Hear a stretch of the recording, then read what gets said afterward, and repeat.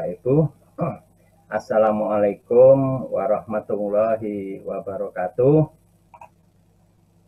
Selamat siang untuk Bapak Ibu yang berada di wilayah waktu Indonesia bagian Barat.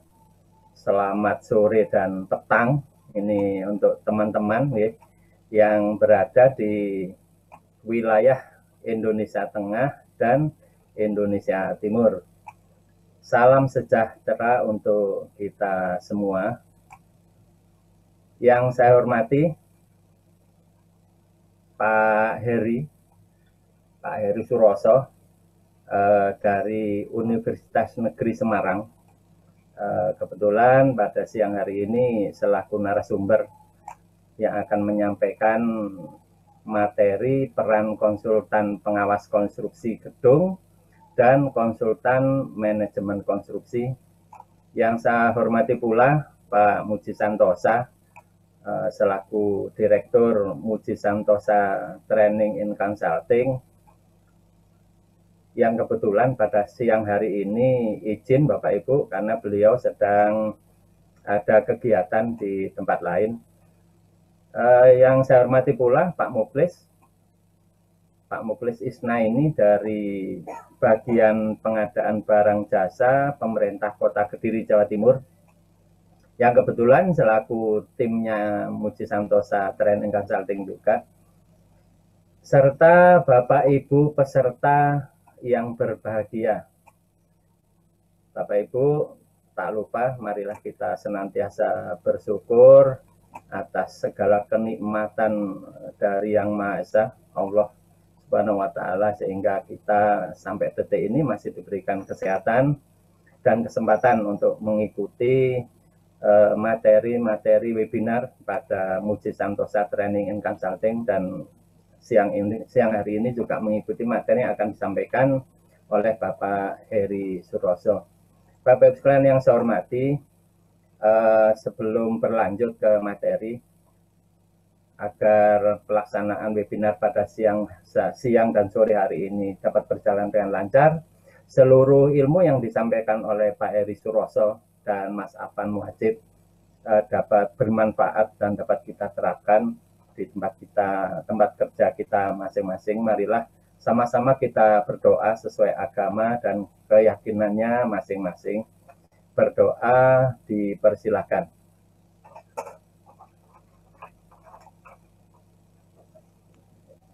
Oke, terima kasih. Bapak Ibu sekalian yang saya hormati, pada siang hari ini Pak Heri Suroso akan menyampaikan materi selama kurang lebih 45 menit ke depan, dan selanjutnya akan kita lanjutkan dengan diskusi. Bapak Ibu dapat bertanya langsung kepada narasumber melalui tombol resen, Bapak Ibu. Bapak Ibu yang bertanya, kami utamakan Bapak Ibu yang telah menekan tombol resen, dan Bapak Ibu yang menekan tombol resen lebih awal akan kita berikan kesempatan bertanya terlebih dahulu. Baik Bapak Ibu sekalian yang saya hormati, marilah kita ikuti bersama. Mohon maaf, ada baiknya sebelum materi ini dimulai, saya perkenalkan diri dulu ya Pak Heri ya. Iya, monggo. Saya tadi sudah dikirim kurikulum vitae dari Pak Heri. Wah, pengalamannya enggak karu-karuan ini Pak Heri. Lek tak wacana malah entek gawe waca iki dok. Untuk membaca kurikulum vitae. Tapi intinya Pak Heri ini terlahir di Magelang Bapak Ibu, wong Jawa Tengah juga nggih. Tinggalnya di Semarang, di kota Semarang Bapak Ibu. Beliau menempuh pendidikan S1 di Semarang, teknik sipil, yaitu di IKIP Semarang. Juga ngambil S1 juga di Undari Semarang, ilmu teknik sipil juga. Dan ngambil S2 beliau, yaitu di teknik sipil juga di UGM Yogyakarta, dan S3-nya mengambil jurusan manajemen pendidikan di Universitas Negeri Semarang. Bapak Ibu, beliau juga selaku fasilitator pengadaan barang jasa dari berbagai macam materi yang telah beliau sampaikan Bapak Ibu, termasuk juga melaksanakan materi PBJ, manajemen kontrak, BPHP, audit, infrastruktur, baik di BPK, di Mabes Angkatan Darat, Kominfo, dan seterusnya. Sangat banyak pengalaman beliau, tentunya ilmu yang akan disampaikan beliau sangat bermanfaat bagi kita semua, Bapak Ibu. Marilah kita sama-sama ikuti bersama materi yang akan disampaikan oleh Bapak Heri Suroso dengan materi peran konsultan pengawas konstruksi gedung dan konsultan manajemen konstruksi. Kepada Bapak Heri dipersilahkan selama 45 menit ke depan ya Bapak Heri. Terima kasih Pak Musna. Bismillahirrahmanirrahim. Assalamualaikum. Persilakan. Waalaikumsalam warahmatullahi wabarakatuh. Pak Heri, mohon maaf suaranya terganggu Pak Heri.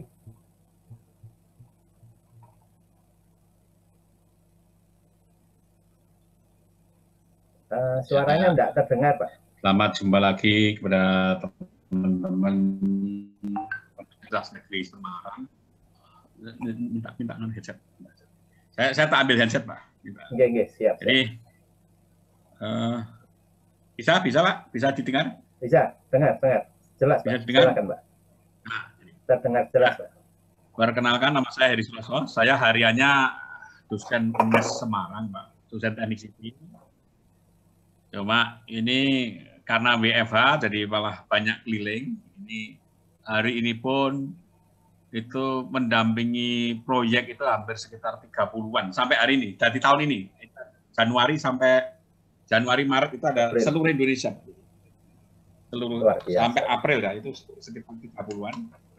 Ini seluruh Indonesia, jadi memang saya mendampinginya itu bukan hanya kontrak, tetapi saya sampai ke dalam, gitu. Sampai ke desain, sampai ke posisi ini ngitung CCO. Jadi ini saya diminta BPK, APH, ngitung itu. Rata-rata yang sudah kenal itu kalau mendampingi ya temuannya rata-rata 0 rupiah gitu. Nah, jadi saya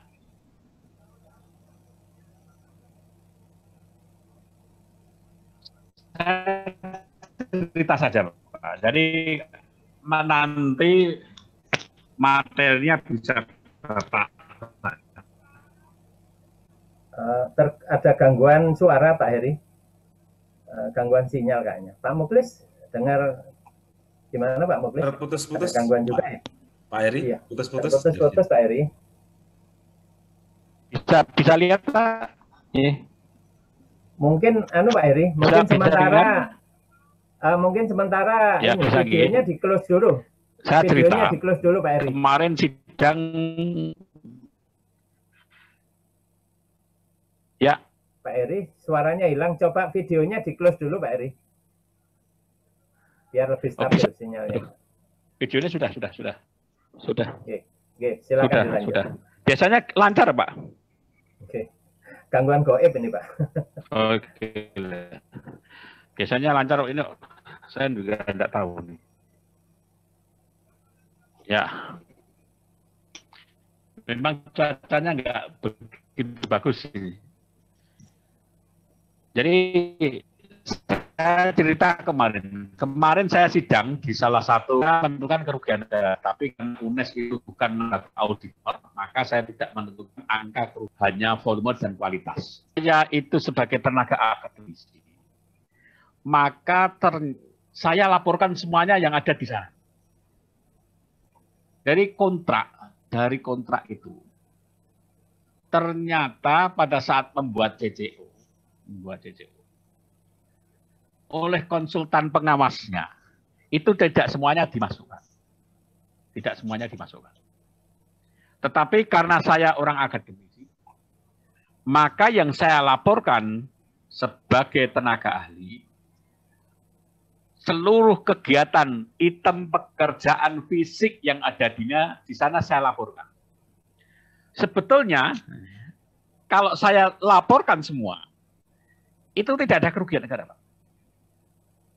Cuma masalahnya, CCO-nya tidak ada. Begitu sidang ditanya oleh jaksa, apakah saudara saksi yakin bahwa item-item pekerjaan yang ada di sana itu dilaksanakan, dikerjakan pemborong pada tahun anggaran itu? Saya nggak bisa jawab, Pak. Saya nggak bisa jawab. Terus terang saya nggak bisa jawab. Tapi realnya itu barangnya ada di sana. Cuma tidak masuk di dalam CCO. Ini karena konsultan pengawasnya, Pak. Karena tugas konsultan pengawasnya sampai ke sana. Sampai ke sana. Ini konsultan pengawasnya salah CCO-nya. Di beberapa tempat, konsultan pengawas dan PPK itu begini. Saya tanya, kenapa kok tidak dimasukkan CCO itu?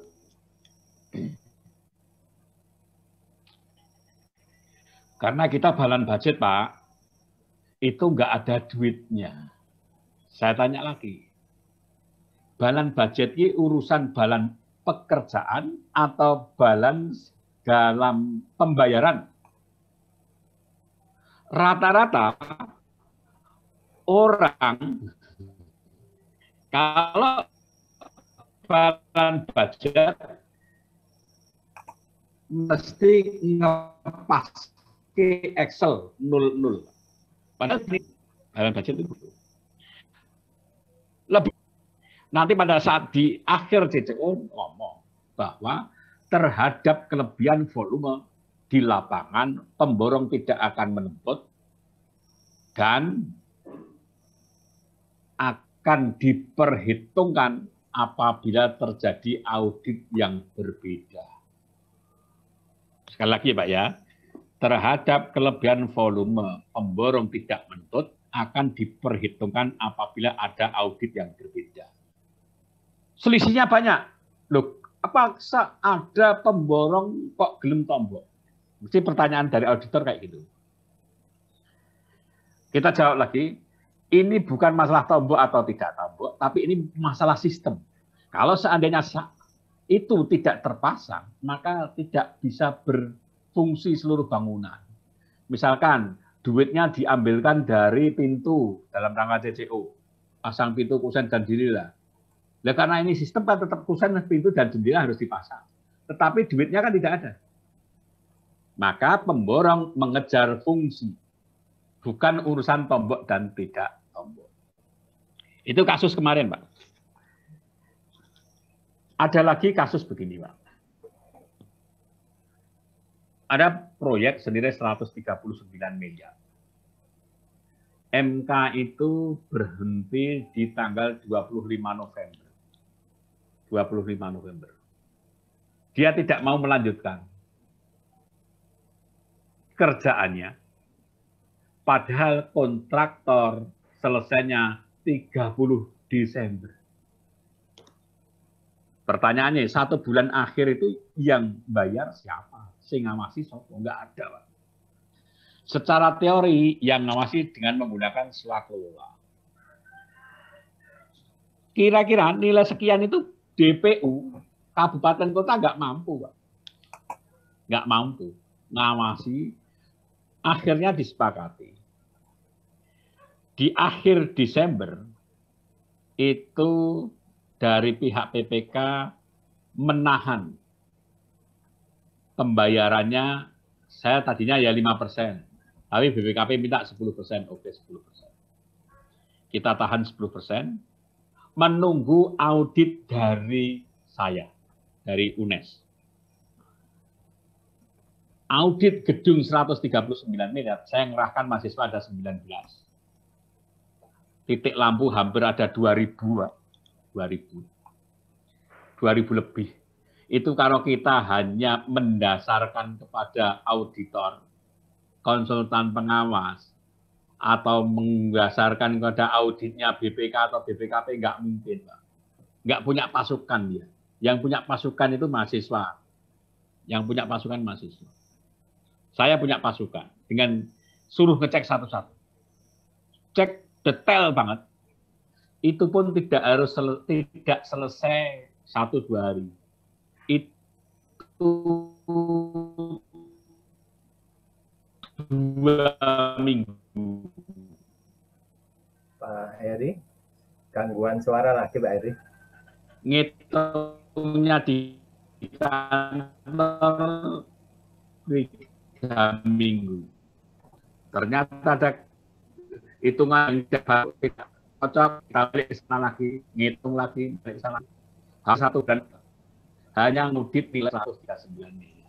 Karena konsultan pengawasnya atau MK-nya hilang. Nah, padahal konsultan pengawas atau MK, ruang lingkup itu sampai mana? Pengendalian waktu, pengawasan itu pengawasan berkala. Seluruh yang saya datangi rata-rata desain pada saat konstruksi konsultannya sudah hilang, konsultan perencana. Padahal masih punya kewajiban konsultan perencana itu dalam rangka pengawasan berkala. Ada konsultan yang pinter, Pak. Dia tidak mau merubah desain. Bukan kewenangannya konsultan. Pengawas. Bukan kewenangannya konsultan MK. Ini terus terang ini ciri jasa, kalau suruh merubah desain, dia tidak mau. Konsultan MK gede itu nggak mau dia suruh merubah desain. Ini bukan kerjaan saya, Pak, merubah desain. Saya hanya mengreview. Bingung, yang merubah desain siapa? Ya perencananya. Perencana sudah tidak dikontrak. Akhirnya sepakat, Pak. Yang ciri jasa tadi, Pak, itu mengeluarkan dari duitnya sendiri, gue bayari tenaga ahlinya perencana. Karena tidak disediakan anggaran untuk pengawasan berkala. Tidak disediakan anggaran perencanaan konstruksi untuk pengawasan berkala. Rata-rata pemerintah daerah gitu semua. Jadi kalau ada perubahan desain, yang rubah pengawas. Nggak benar. Nggak benar.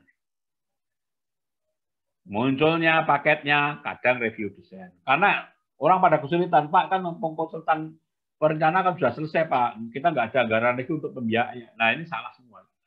Sehingga kalau ada perubahan desain, dikonstruksi, tidak ada yang tanggung jawab. Dan itu banyak pemerintah daerah seperti itu. Ini pengawasan. Nah, MK. MK itu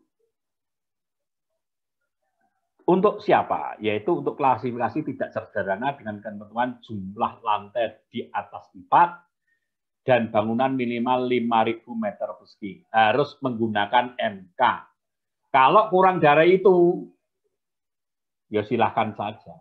Karena ini harus. Yang menggunakan MK itu harus ini. Nah, kalau kurang dari itu, Bapak Ibu lebih aman menggunakan MK, anggaran ada, ya silahkan menggunakan MK. Jadi walaupun hanya luasannya 3.000, kalau pengen pakai MK, ya silahkan menggunakan MK. Nah, dengan adanya PP 16 2021 dan Permen PU 22 2018, mungkin bisa apa nayangkan itu. Di sana ditentukan bahwa produk perencanaan harus menggunakan BIM. Mungkin Bapak Ibu bingung BIM itu apa? Building informasi. Jadi untuk bangunan sederhana silahkan tidak usah, enggak apa-apa. Tapi kalau itu bangunan tidak sederhana, minimal luasannya 2.000 meter persegi, maka harus menggunakan BIM level 5. Jadi BIM itu ada level 7, Pak. BIM level 1 itu digunakan ya seperti titik. Level 2 itu menggunakan AutoCAD, level 3 menggunakan SketchUp atau 3D Max ya. Level 4 itu bisa menggunakan Revit, aplikasi Revit atau menggunakan Tekla. Level 5 menggunakan aplikasi Revit. Jadi memang di sana itu di Permen PU 22 sudah mewajibkan. di PP 16 2021 juga sudah mewajibkan seluruh produk perencanaan harus berbasis BIM.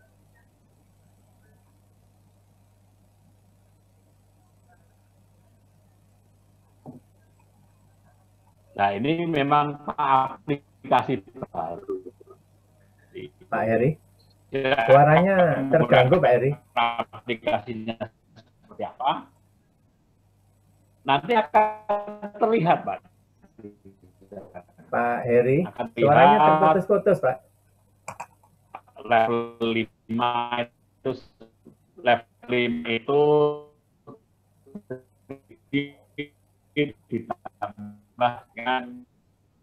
Pak Heri, ya, Pak Heri, suaranya terputus-putus, Pak Heri. Barangkali sebaiknya videonya ditutup, Pak Heri. Kalau videonya dimatikan aja, Pak. Putus-putus. Iya, mungkin videonya sebaiknya dimatikan dulu, Pak. Biar sinyalnya agak stabil, Pak. Ya, halo. Ya, videonya dimatikan dulu aja, Pak Heri. Dari tadi terputus-putus. Coba, Pak. Sudah. Oke, coba dilanjut, Pak.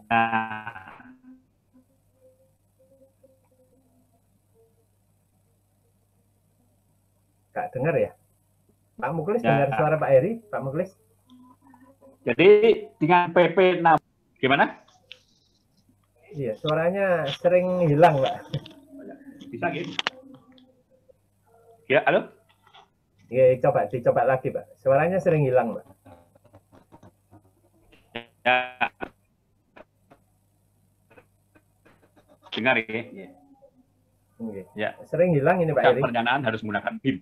Ini di daerah harus mengikuti itu karena sudah dimunculkan PP-nya.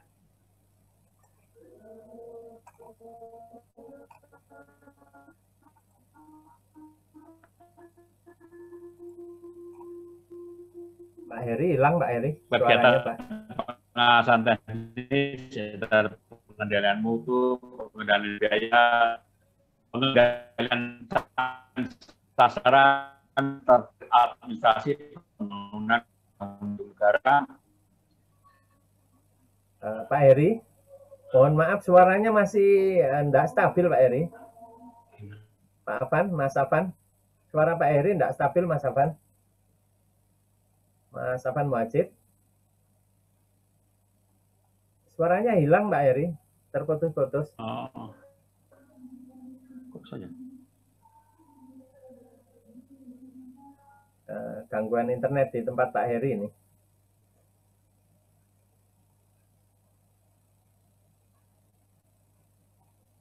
Pak Muklis, dengar suara saya, Pak Muklis? Siap. Iya, Pak Heri, suaranya putus-putus, Pak. Mohon izin. Iya. Oh, putus-putus. Iya. Saya pakai webnya si Avan ini.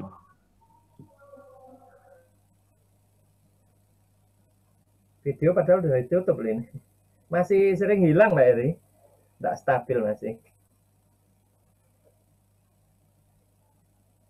Pakai itu. Saya ganti laptop, Pak. Oke, Pak. Nggih. Nggak apa-apa. Kami tunggu, Pak Heri. Nggak apa-apa, Pak.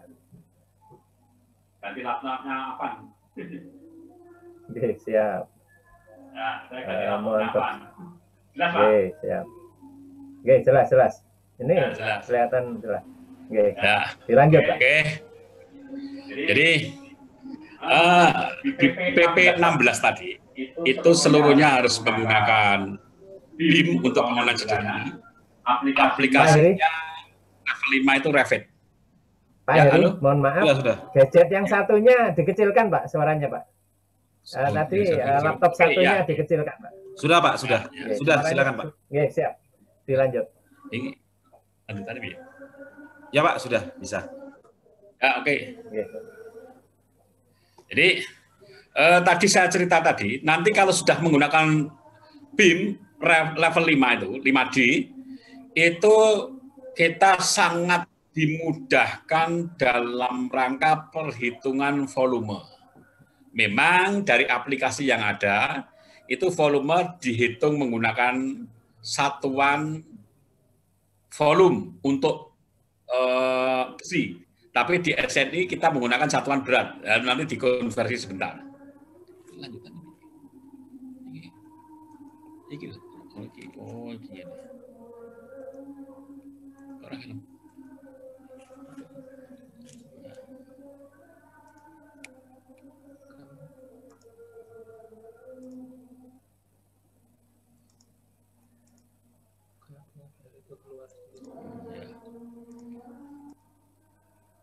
Ya, ini saya terus lanjutkan.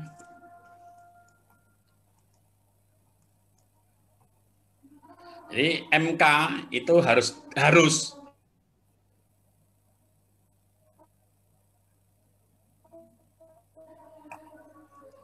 saya lanjutkan. Sebetulnya mandatorik dia harus sampai FHO. Tidak boleh tadi, itu yang kasus saya sebutkan tadi, itu mutus di tengah jalan karena kontraknya habis. Jadi ceritanya begini, Pak. Itu tender pemenangnya PTX. Terus diputus kontrak. Tapi pada saat tender sudah ada MK. Diputus kontrak, ada migrasi dari penyedia 1 ke penyedia 2. Migrasi tidak cukup 1-2 hari. Tapi bisa 2 bulan. Nah, sedang MK-nya itu habis. Nah, masih yang selisih migrasi tadi, MK-nya akhirnya tidak mau untuk melanjutkan kontrak itu. Walaupun dikasih duit, Pak. Dia tidak mau. Akhirnya menimbulkan bom atom, bom waktu. Kalau MK-nya tidak ada, terus siapa yang progres? Nilai 139 miliar, nggak mungkin dari PU tingkat kabupaten progres, nggak mungkin. Maka minta bantuan ke kita, cek satu-satu, itu kita ngecek satu-satu untuk ngitung progres. Cuma memang saat itu belum dibayar penuh, Pak. Jadi sudah selesai, sepakat. Berita acara pemeriksaan pekerjaan yang 100% tidak ada angka progresnya, tapi adalah berupa kualitatif. Pasang kloset terpasang berfungsi, kalimatnya cuma itu. Pasang kaca pintu jendela terpasang berfungsi, tapi tidak diprogres. Tidak diprogres. Itu yang kemarin. Dan saya itu memunculkan ada proyek putus kontrak, Pak. Putus kontrak itu begini. Ini mungkin Bapak Ibu kalau mau lihat dokumennya ya silakan. Ada jembatan putus kontrak. Jembatan ditambah jalan putus kontrak. Kira-kira kalau tanggal 25 Desember diputus, sudah ketemu progresnya belum, Pak? Mesti kan ketemu progresnya berdasarkan laporan konsultan pengawasnya. Tapi yakin tidak bahwa jalan itu belum diuji ekstrak, belum diuji berat jenisnya, betonnya belum diuji kuat tekannya. Kan belum bisa. Saya akan progres itu kan tidak bisa. Tapi anggaran kan harus segera ditutup, Pak. Saya katakanlah lab masuk itu nggak bisa sehari 2 hari. Mesti sudah di atas seminggu 2 minggu belum administratifnya. Kalau itu 2 minggu, berarti anggarannya sudah berubah. Maka saya munculkan di sana jaminan cacat mutu. Tidak ada teorinya jaminan cacat mutu.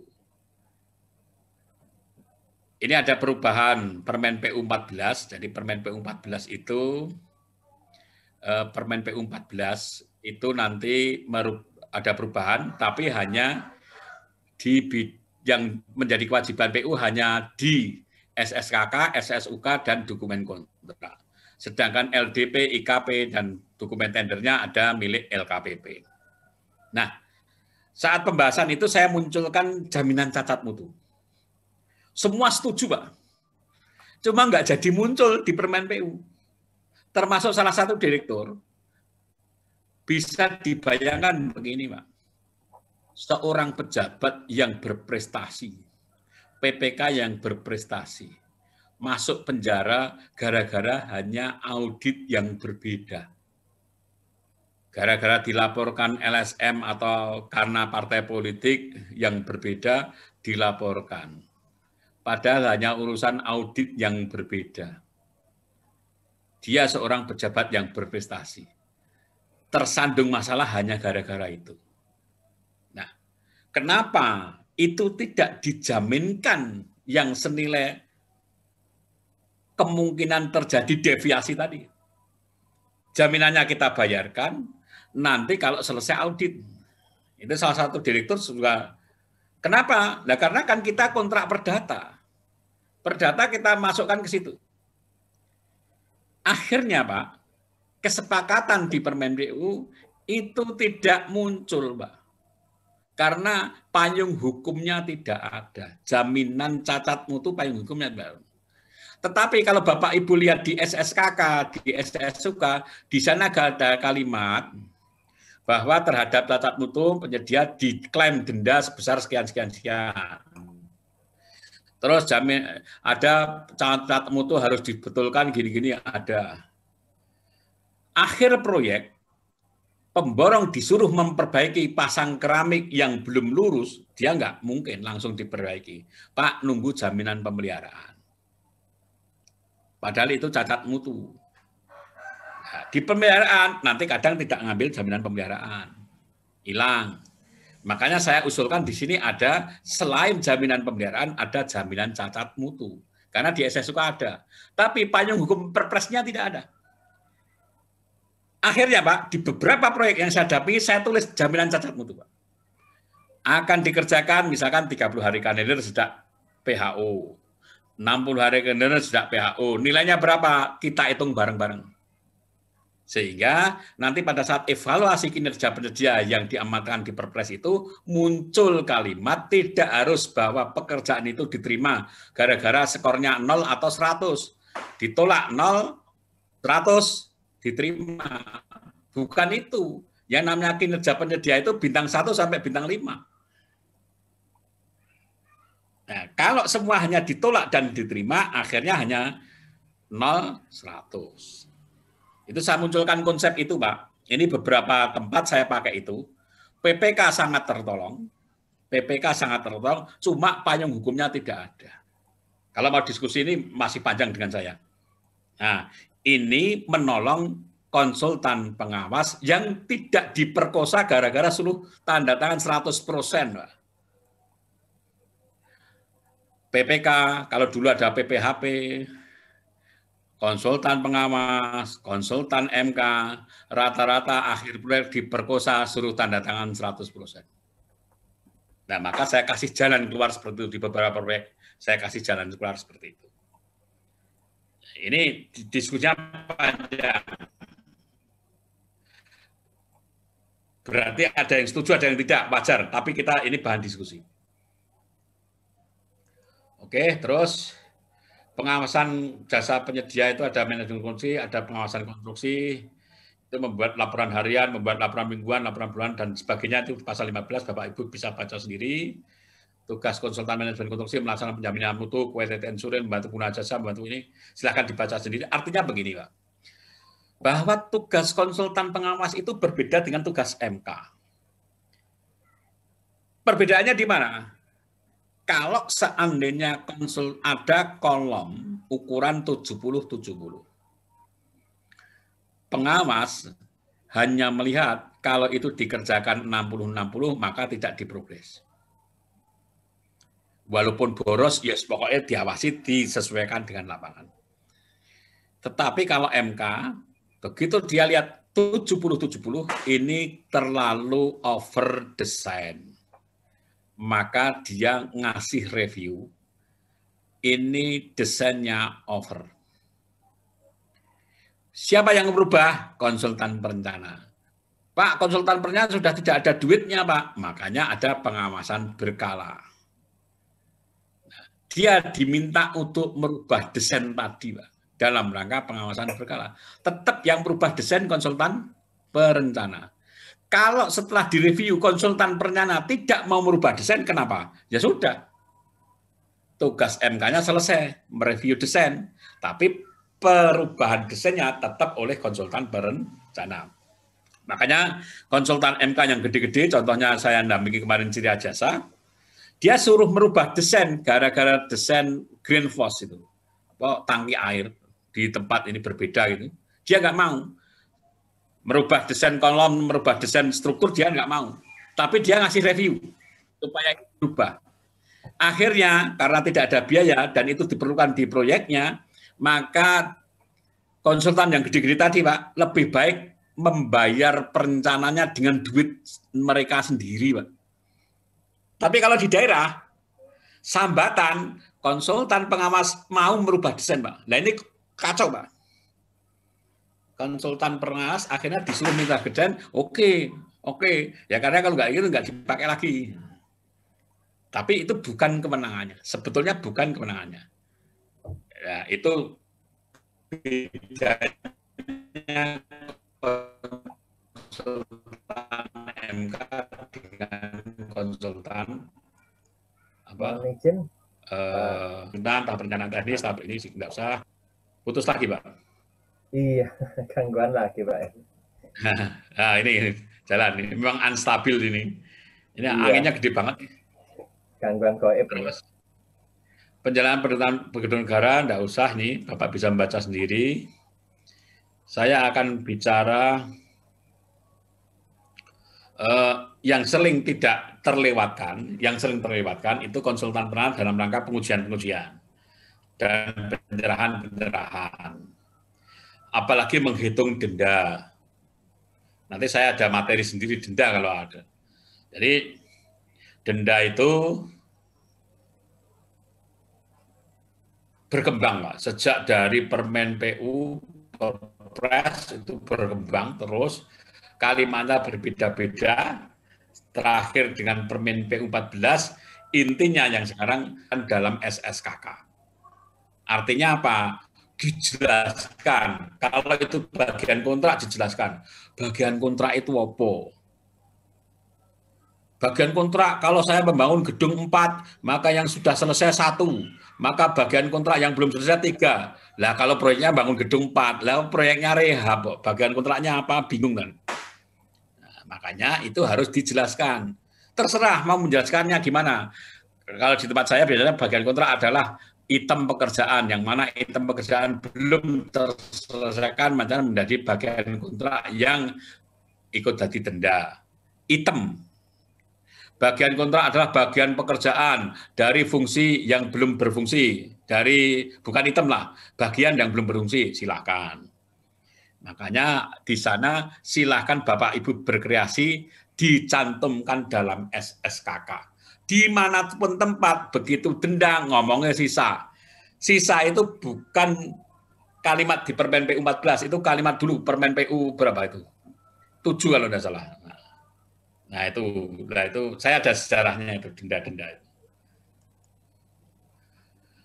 Pengujian harus tes computing dan sebagainya, tidak usah. Biaya pengawasan teknis itu biaya pengawasan konstruksi dan biaya manajemen konstruksi. Jadi kalau intinya begini, ini di sini saya akan ngomong begini. Saya ada proyek katakanlah 10 miliar.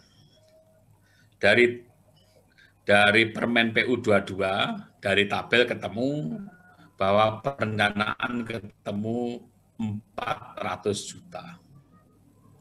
Maka kontraknya ya jangan 400 juta di tahun pertama. Tapi berapa? Adalah 320 juta.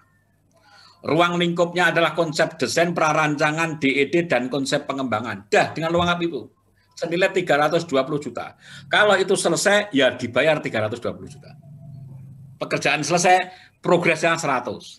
Dengan ruang lingkup yang 4. Loh Pak, padahal dari interpolasi kan ketemu 400. Maka yang 80 juta itu ditanggarkan di tahun konstruksi. Judulnya apa? Yaitu perencanaan pembangunan gedung X, dan kalau mau lengkap lagi, penunjukan langsung konsultan perencana pembangunan gedung X dalam rangka pengawasan berkala. Penunjukan langsung. Perencanaan pembangunan gedung X dalam rangka pengawasan berkala. Artinya apa? Bahwa untuk perencana tadi harus dianggarkan di 2 tahun anggaran. Jangan setahun tutup. Dan nanti pada saat konstruksi kalau ada perubahan desain, sopo sing tanggung jawab. Kalau itu tidak dianggarkan. Nilainya berapapun silahkan tunjukkan langsung. Saya pernah tunjukkan langsung kayak gini, 160 juta. Walaupun saat itu perpresnya 50 juta. Tapi saya pakai PL-nya 160 juta. Karena apa? Satu-satunya orang yang bisa ngasih berkala adalah konsultan yang membuat desainnya. Nah, ini. Biaya menyesuaikan konstruksi sesuai dengan billing rate. Saya kasih clue lagi. Bahwa apabila evaluasi penawaran dari tenaga ahli kurang dari permen PU yang tercantum dalam billing rate-nya permen PU, maka nilainya 0. Pak, dia tidak ada. Untuk mengatasi itu, maka yang proyek-proyek kecil tetap menggunakan aturan permen PU, tetapi jangan menggunakan orang bulan, tapi bisa menggunakan orang hari. Keuntungannya apa? Kalau seandainya ini dalam satu daerah, konsultannya terbatas yang kecil-kecil tadi, kalau semuanya menggunakan orang bulan, siapapun auditornya akan menemukan temuan karena tenaga ahlinya double. Tapi kalau dia menggunakan orang hari, lebih aman. Loh Pak, perencanaan kan nggak mungkin hari. Oke, tenaga ahlinya menggunakan orang hari, tetapi tenaga pendukungnya, drafternya, estimatornya, silahkan menggunakan orang bulan untuk mengatasi remun yang terlalu kecil dari APBD. Ini bisa diskusi, monggo nanti. Dokumen pengawasan, ini Bapak bisa baca sendiri. Itu garansi macam-macam.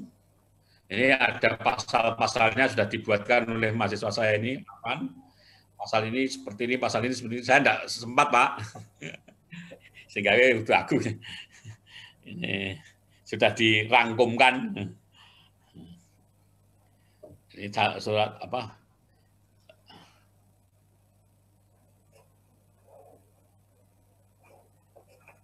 Nah, ini perencanaan permasalahannya dalam perencanaan. Yang merah-merah silakan dibaca. Nanti kalau akan diskusi seperti ini. Ngaten Pak Mustafa, silakan waktunya pepet, kita lebih banyak diskusi. Oke, siap. Oke. Baik, jadi kita terima kasih. Lebih banyak ke diskusi. Ya. Dengar suara saya Pak Heri? Jelas, Cak, jelas. Oke, siap. Ya. Terima kasih. Terima kasih banyak Pak Heri Suroso yang telah menyampaikan materi tentang peran konsultan pengawas konstruksi gedung dan konsultan manajemen konstruksi. Mohon maaf Bapak Ibu, hari ini ternyata di luar kendali kita, Pak Muklis, ada gangguan gaib. Gangguan sinyal di pihaknya di tempat lokasinya Pak Heri Suroso, sehingga ada beberapa part yang terputus atau terganggu sinyalnya. Baik Bapak Ibu, kita bisa lanjutkan dengan diskusi. Terima kasih banyak Pak Heri atas materi yang telah disampaikan. Ada beberapa pertanyaan di chat tadi, tapi kita utamakan Bapak Ibu peserta yang telah melakukan raise hand, yaitu klik tombol reaction. Di sana ada tombol raise hand, yaitu gambar tangan dada. Ini sudah ada salah satu peserta yang raise hand, Pak Heri. Kita berikan kesempatan ya Pak Heri ya. Iya, monggo. Ini Pak Heri. Oke, siap. Ini ada Pak Saifuddin Suhri. Wah, ini bolok dewe. Jadi nggak usah takon nih. Pak Suri, dengar suara saya? Di-unmute. Oke, Cak. Iya. Oke, silakan Mas Suri. Ya, terima kasih Pak Mustafa. Selamat siang Pak Heri. Assalamualaikum. Mohon izin Pak bertanya. Saya selama ini memahami konsultan pengawas ini terus terang masih galau. Terakhir tadi kita baca kasus di Aceh, seorang PPTK ditetapkan sebagai tersangka. PPTK ditetapkan sebagai tersangka karena di berita itu yang saya baca tidak hadir ketika pengecoran dilakukan sehingga tidak tahu mutunya. Nah, ini aneh. Tetapi jalan pikiran saya itu begini, ini mohon dikoreksi benar apa tidak. Mengawasi sebuah proyek atau kontrak itu adalah menjadi kewajiban para pihak. Seandainya saya yang berkontrak, maka saya yang bertugas punya kewajiban untuk mengendalikan. Tetapi karena saya tidak mampu, saya tidak ngerti teknis, akhirnya saya mengangkat pihak konsultan pengawas. Mestinya tanggung jawab saya sebagai PPK untuk mengawasi itu otomatis beralih ke sana dong. Sehingga kalau ada kesalahan teknis yang terpasang, itu mestinya saya sudah lepas dari tanggung jawab itu. Nah, yang saya tanyakan apakah benar cara berpikir saya itu, kalau salah di mananya, kalau benar bagaimana implementasinya selama ini di lapangan. Mungkin itu Pak Heri. Pak Mustafa, terima kasih. Terima kasih. Pak Mustafa langsung dari Pak lupa ya saya.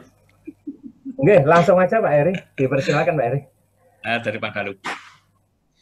Jadi saya dulu pada saat Kepres 80 2003, saya sudah ngomong dengan Pak Setio. Itu tugas PPK mengendalikan kontrak. Yang namanya mengendalikan kontrak ini kan demo. Kenapa itu tidak dirubah menjadi mengendalikan administrasi kontrak? Dulu ada di Permen PU 2006 itu, tugas PPK itu mengendalikan administrasi kontrak. Bukan mengendalikan kontrak. Kalau mengendalikan kontrak, itu subjektif mesti. Tetapi setelah bertemu berkali-kali, kalau itu marwahnya dikembalikan seperti Permen PU yang 2006 itu gimana nasibnya? Terus jawabannya, lah kalau itu tidak ada yang mengendalikan kontrak, siapa yang bertanggung jawab? Walaupun itu sudah ada kewajiban penyedia, ada 5, tepat waktu, tepat mutu, tepat hitung, tepat kualitas tadi. Itu kewajiban penyedia. Tapi masih ada hari ini tuh kalimat tugas PPK mengendalikan kontrak, Pak. Nah, sampai kapanpun itu subjektif. Sampai kapanpun itu subjektif. Jadi kalau khusus kasus yang Aceh tadi, saya juga sudah komentar di grup itu begini, Pak. Ini hampir sama dengan kasus yang ada di sebuah kabupaten, sebuah kota di sebelah barat Semarang yang berbatasan. Itu saya masuk, Pak. Ada proyek urugan tanah 2014, 2016, 15, 16, 17. Nilainya kalau saya total 27 miliar. Saya total 27 miliar.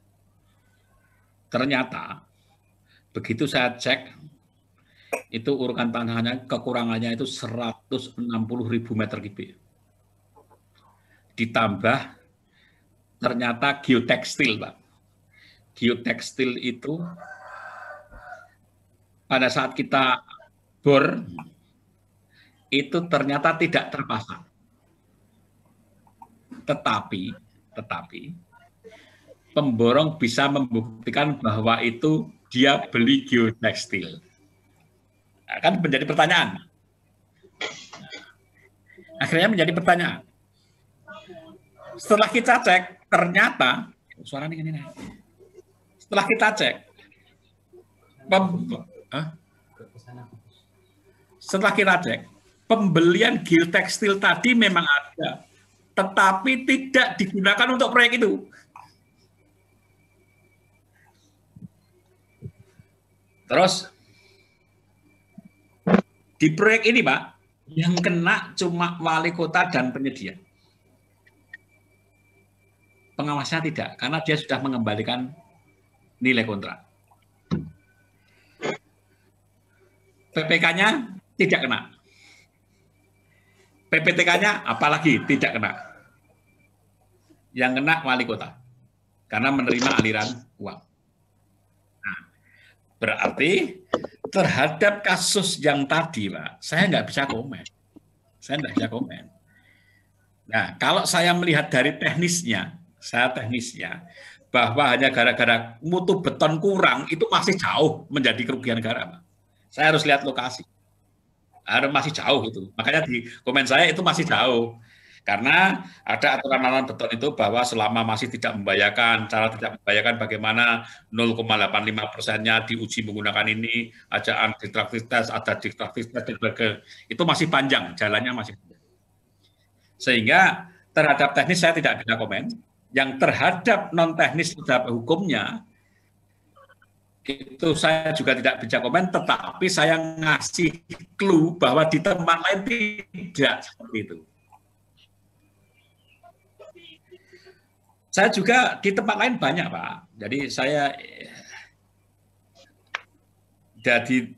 diminta jadi saksi itu banyak banget. Jadi tidak seperti itu. Saya tidak tahu persis apakah judul beritanya yang beda dengan kenyataan. Yang penting itu ada aliran duit apa tidak. Dan selama gedungnya masih berfungsi, Pak, itu sebetulnya nggak ada masalah.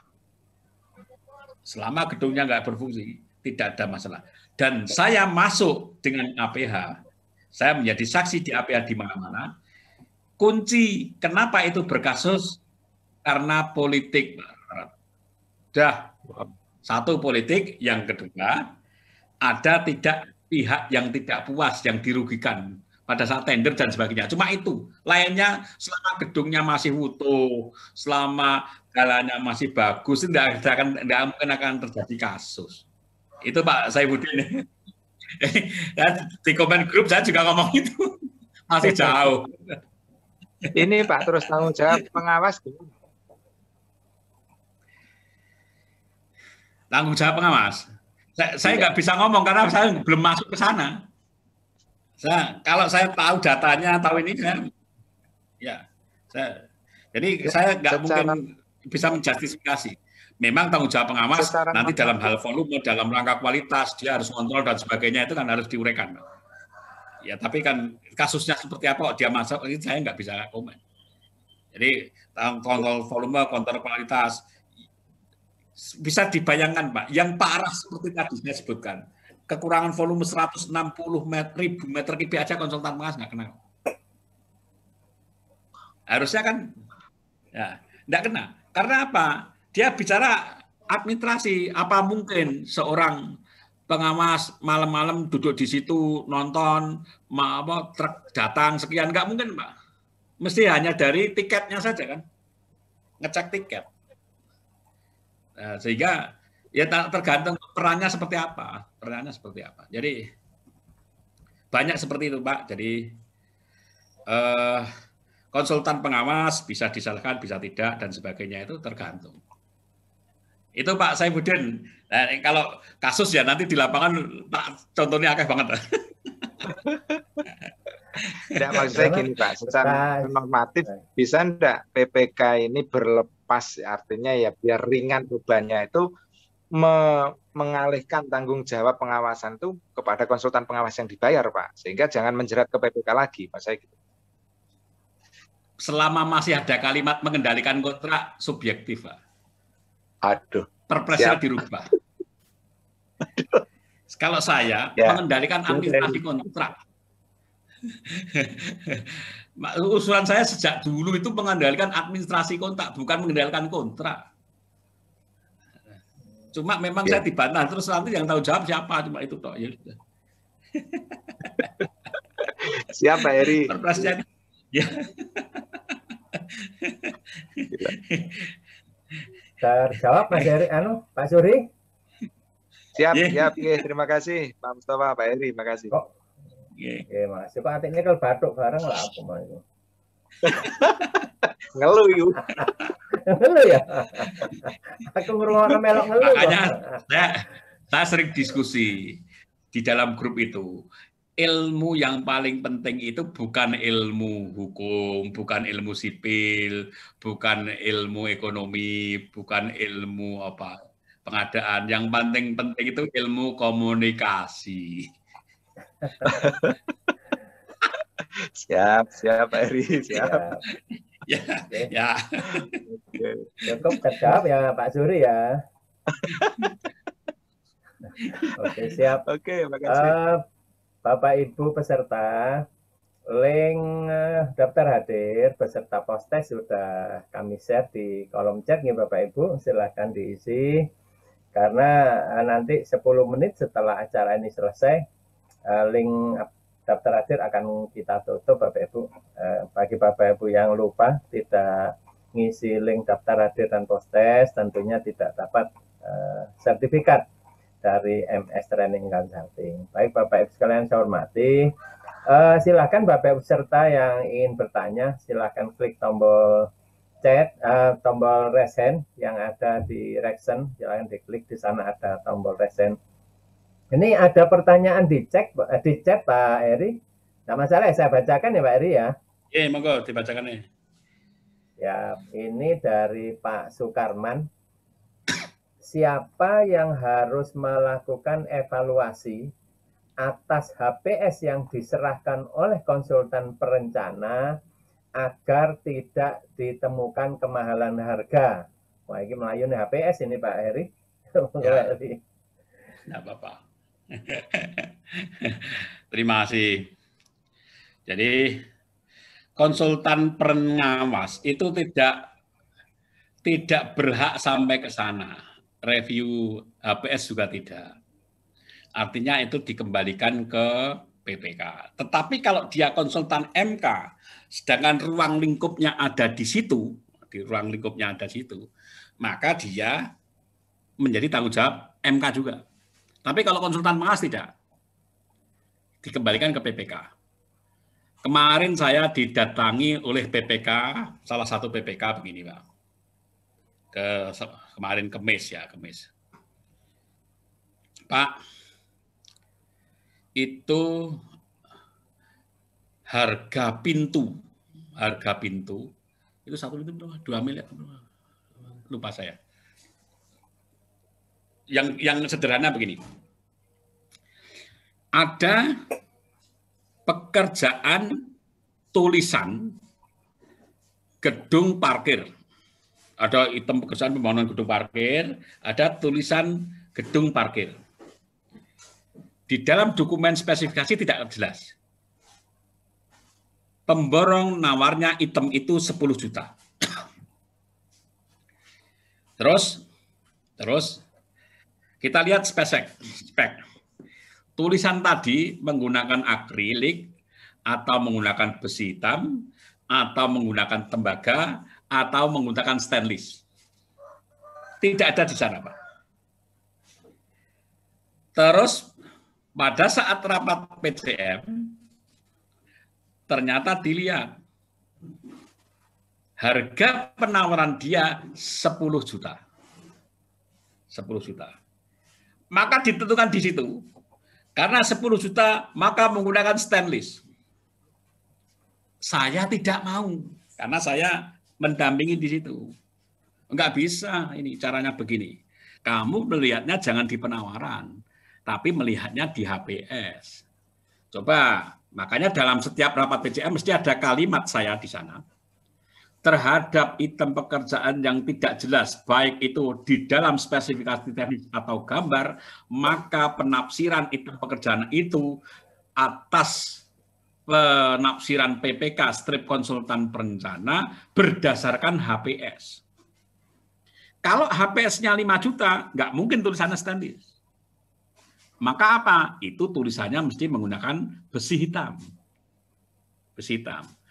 Lupa, jadi harganya dari tinggi sekali. Ya silakan, dia untung di situ. Di item itu dia untung.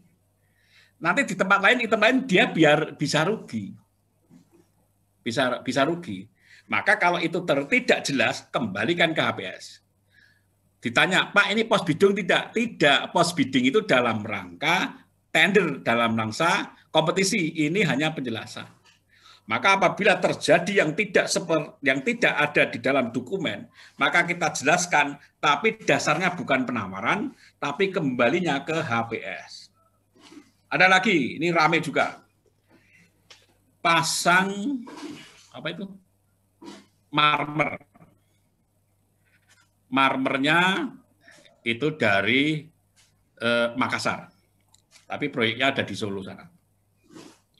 Marmer Makassar. Rame, Pak. Yang satu pihak perencana itu minta marmer dipoles, PPK marmer dipoles, pihak pemborong marmernya saya hanya masang marmer. Karena seluruh luasan sekian ribu meter persegi dipoles, ada duitnya. Ke tempat saya. Saya katakan, pada saat kamu nyusun HPS, itu sudah muncul poles enggak? Konsultan membuat analisa baru, ada HPS-nya. Saya tanya, dasarmu apa? Mana item HPS-nya? Senilai angka sekian kok ada marmernya, ada polesnya.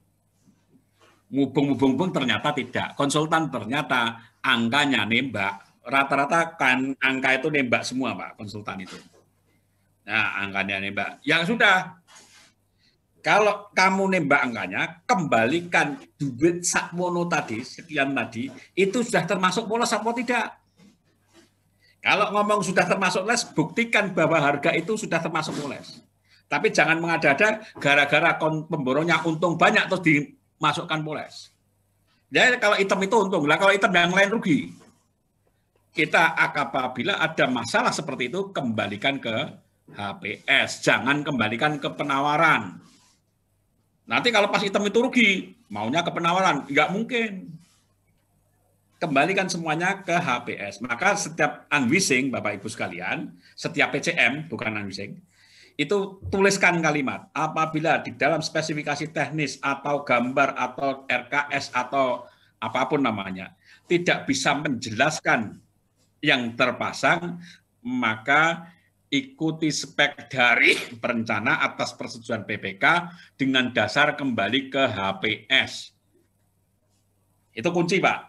Jadi nggak mungkin gegeran di lapangan. Termasuk kasus begini.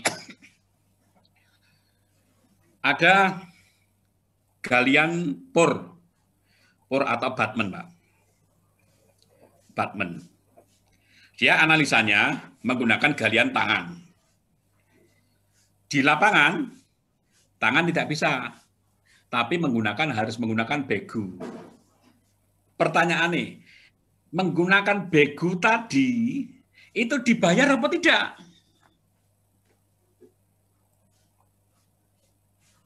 Nah, saya katakan begini, nilai proyeknya berapa?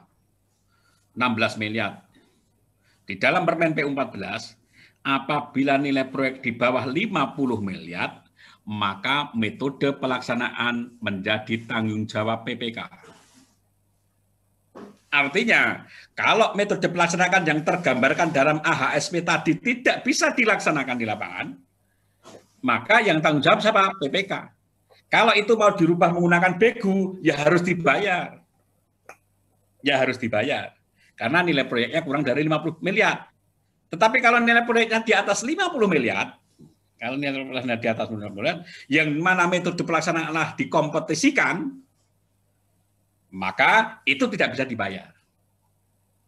Artinya apa? Dari pertanyaan tadi, siapa yang berhak mereview terhadap HPS? Kembali, kalau itu menggunakan MK, maka MK harus mereview HPS. Kalau itu menggunakan konsultan pengawas, maka yang mereview adalah PPK. PPK ngangkat tim teknis. Maka saya banyak di sana, Pak. Jadi yang sudah kenal itu, paling tidak 3 kali pertemuan dengan tim saya, itu mereview HPS biasanya. Karena kita apal harga keramik, apapun, harga material apapun, teman saya itu ada yang apal, regane berapa, ditukuni ini, diskonnya berapa itu apal. Nah, itu biasanya ke sana. Itu Pak jawabannya Pak. Baik, terima kasih Pak Heri. Pak Sukarman masih dengar suara saya? Silakan di-unmute Pak Sukarman. Ini masih ada pertanyaan lanjutan, barangkali bisa berdiskusi langsung dengan narasumber Pak Heri Suroso. Pak Sukarman, dengar suara saya? Silakan di-unmute. Pak Sukarman. Ini kok enggak dengar ini. Ini masih ada pertanyaan lanjutan, Bapak Ibu. Bagi Bapak Ibu yang ingin berdiskusi, silakan klik tombol raise hand. Tempatnya di layar Bapak Ibu di reaction, di dalamnya ada tombol raise hand atau gambar tangan dada di sana. Bapak Ibu silakan diklik. Ini ada pertanyaan lanjutan, Pak Heri. Saya bacakan, nggih. Mohon dijelaskan proses evaluasi HPS yang diserahkan oleh konsultan perencana. Evaluasi HPS yang diserahkan oleh konsultan perencanaan. Maksudnya konsultan perancangan ini ya? Ya, perancangan. Oke, jadi kalau itu ya proses ya teknis ya Pak ya. Jadi di sana pakai konsultan MK atau tidak? Kalau menggunakan MK, silahkan MK yang mereview HPS. Tetapi di beberapa dinas yang nilainya gede, Pak, ini Masjid Karanganyar, terus Brebes, KPT Brebes, itu dinilai 110, Masjid Karanganyar 91, terus apalagi ya, yang gede-gede ya. Itu saya termasuk mereview HPS, Pak. Saya termasuk mereview HPS. Dan tidak hanya sekali, 2 kali rampung, Pak. Kita kembalikan, balik, ini harganya nggak benar, dan sebagainya. Tapi kalau yang nilai kecil, konsultan pengawas, misalkan begini, Rembang itu sudah langganan dengan saya, Pak. Jadi walaupun nilai kecil, tetap minta didampingi. Itu kemarin cuma nilai 2 miliar. Pak, nganu sendiri. Pak, enggak nganu Pak, saya enggak pede karena ya dinas kesehatan ya. Akhirnya saya mendampingi dan saya hanya kebijakan itu yang review malah mahasiswa-mahasiswa saya. Itu minta bantuan, itu kebijakan dari kita sampai survei harga segala macam teknis itu kan aku nggak mungkin sempat ya. Dokter juga nggak mungkin sempat. Maka minta bantuan ke mahasiswa saya karena dia konsultan pengawas. Ya kita review. Contohnya begini, satu tiang bambu per meternya 250.000 karena harga satuan kabupaten senilai sekian, kan tidak mungkin Pak. Memasukkan tiang bambu 1 meter 250.000 kan salah, tidak mungkin. Itu kita review Pak. Jadi turunnya banyak banget. Jadi dari turun ada lagi di sana ada mebel masuk dan sebagainya. Yang tadinya duit kurang, akhirnya duitnya lebih. Ada juga review HPS di Klaten itu Pak. Ada juga di Muwardi itu. Pada saat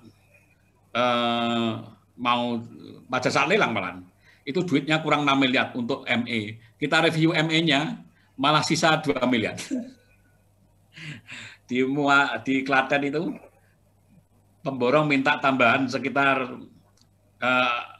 1 miliar untuk ME.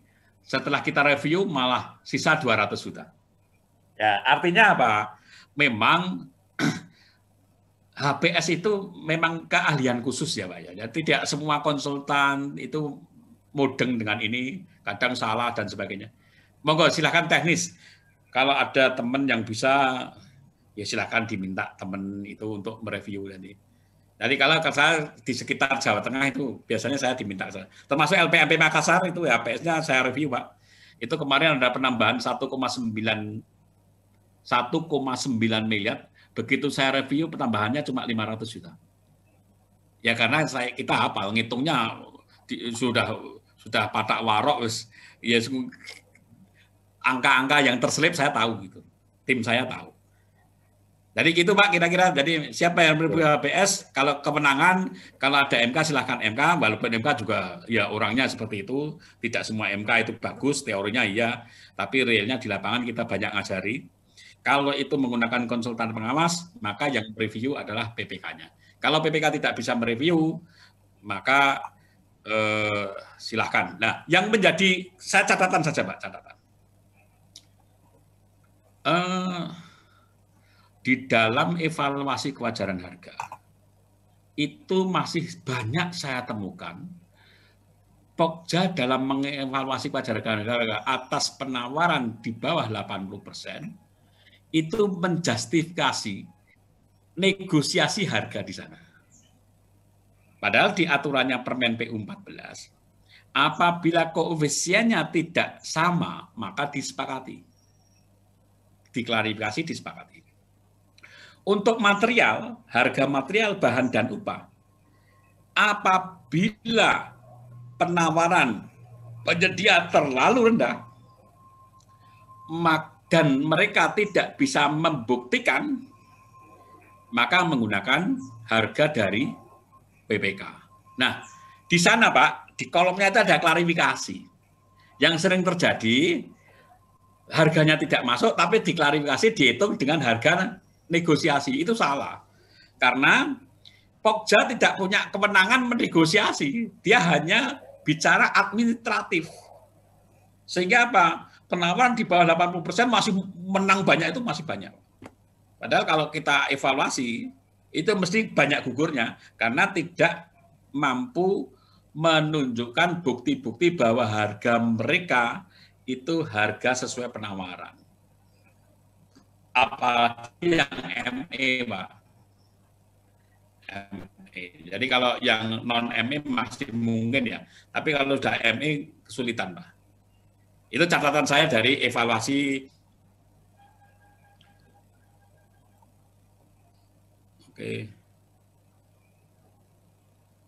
Monggo Pak Mus. Putus tadi. Cukup? Oke, siap. Saya boleh bertanya? Moderator kan boleh juga ya bertanya ya Pak Heri ya. Ini gini, Bapak Ibu sebelum saya bertanya, bagi yang ingin berdiskusi secara langsung, silakan klik tombol raise hand Bapak Ibu di layar Bapak Ibu semua, di tempatnya di reaction, di dalamnya ada tombol raise hand, silakan diklik, akan saya berikan kesempatan untuk bertanya langsung.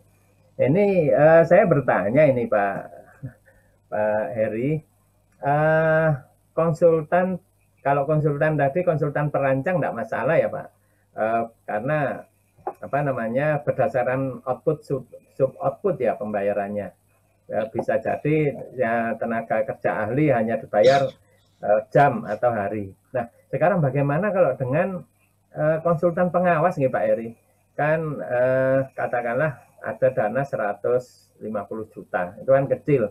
Karena di dalamnya ada ahli-ahli, termasuk di dalamnya ada petugas K3 dan seterusnya. Itu cara menyusun HPS-nya yang tepat itu gimana ya Pak Heri? Karena rata-rata di OPD, apalagi yang pengadaan langsung, anggaran saya kecil. Ini gimana kalau harus sesuai Kemen PUPR 897 tahun 2017, enggak cukup duit kami. Nah itu gimana solusinya Pak Heri? Ya, tadi sudah saya sebutkan Pak Mus. Jadi untuk OPD yang kecil, tenaga ahlinya tetap menggunakan renumerasi dari Permen PU, tapi satuannya jangan OB, Pak. Tapi OH. Hanya tim pendukungnya, drafternya, itu silahkan menggunakan satuan OB. Terputus lagi ini Pak Heri. Gangguan goib lagi ini. Halo Pak Heri. Pak Heri. Ya. Hilang lagi Pak Heri. Ya, bisa enggak? Nggih. Coba. Inspektorat masuk di dalam wilayah misalkan Kediri, tempatnya Pak Muklis.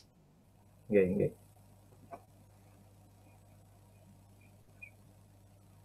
Hilang Pak Surah Heri. Hilang lagi suaranya. Betul-betul gangguan goib ini Pak Muklis. Ada. Oke. Bisa lagi ya? Ya, coba dilanjut Pak. Oke, ya bisa. Ya, dilanjut. Coba kita bayangkan di tempat Pak Muklis di Kediri. Ada inspektorat masuk, ada dinas pendidikan, dinas perkebunan, dinas kesehatan, konsultannya orangnya itu aja. Ya, orangnya itu aja. Terus diperiksa oleh inspektorat. Semuanya menggunakan orang bulan, Pak, karena memang perencanaannya saya butuh 2 bulan. Kira-kira, Pak, inspektorat menemukan orang yang sama enggak? Mesti ketemu, Pak. Bisa jadi. Ini terjadi. Mesti ketemu. Tapi kalau menggunakan orang hari, harganya kan jadi tinggi per harinya. Kira-kira bisa nuntuti syarat minimum Permen PU tentang remun. Nah, katakanlah 18 juta, tenaga ahli pengalaman 5 tahun 18 juta untuk wilayah Kediri. Kalau dia kerjanya itu hanya 4 hari, tenaga ahli, desain ruang kelas baru itu yang 4 harian cukup tenaga ahlinya. Yang gambar kan yang